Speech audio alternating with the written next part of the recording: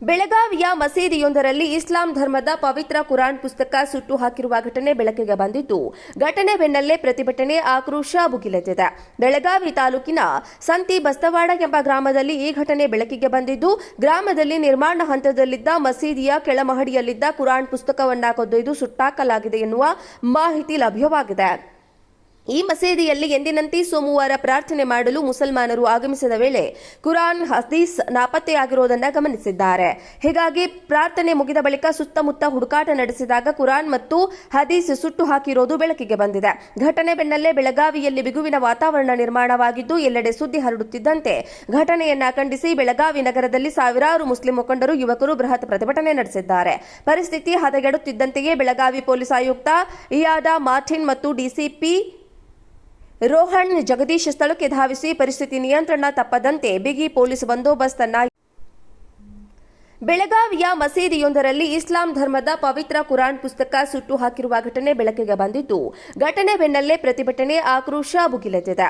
ಬೆಳಗಾವಿ ತಾಲೂಕಿನ ಸಂತಿ ಬಸ್ತವಾಡ ಎಂಬ ಗ್ರಾಮದಲ್ಲಿ ಈ ಘಟನೆ ಬೆಳಕಿಗೆ ಬಂದಿದ್ದು, ಗ್ರಾಮದಲ್ಲಿ ನಿರ್ಮಾಣ ಹಂತದಲ್ಲಿದ್ದ ಮಸೀದಿಯ ಕೆಳಮಹಡಿಯಲ್ಲಿದ್ದ ಕುರಾನ್ ಪುಸ್ತಕವನ್ನ ಕದ್ದೊಯ್ದು ಸುಟ್ಟಾಕಲಾಗಿದೆ ಎನ್ನುವ ಮಾಹಿತಿ ಲಭ್ಯವಾಗಿದೆ.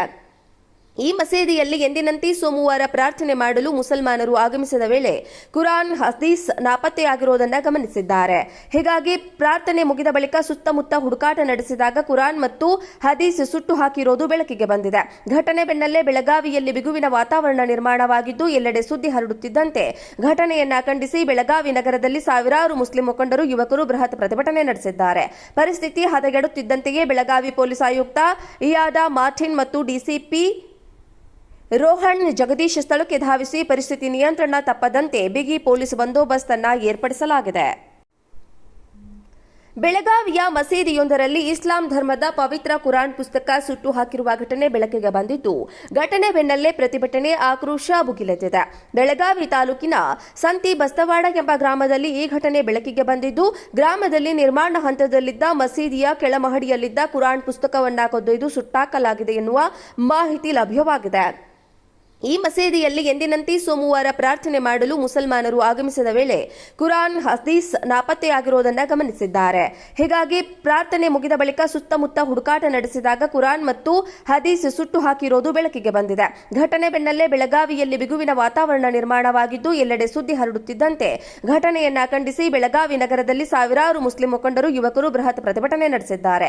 ಪರಿಸ್ಥಿತಿ ಹದಗೆಡುತ್ತಿದ್ದಂತೆಯೇ ಬೆಳಗಾವಿ ಪೊಲೀಸ್ ಆಯುಕ್ತ ಇಯಾಡಾ ಮಾರ್ಟಿನ್ ಮತ್ತು ಡಿಸಿಪಿ ರೋಹಣ್ ಜಗದೀಶ್ ಸ್ಥಳಕ್ಕೆ ಧಾವಿಸಿ ಪರಿಸ್ಥಿತಿ ನಿಯಂತ್ರಣ ತಪ್ಪದಂತೆ ಬಿಗಿ ಪೊಲೀಸ್ ಬಂದೋಬಸ್ತ್ ಅನ್ನು ಏರ್ಪಡಿಸಲಾಗಿದೆ.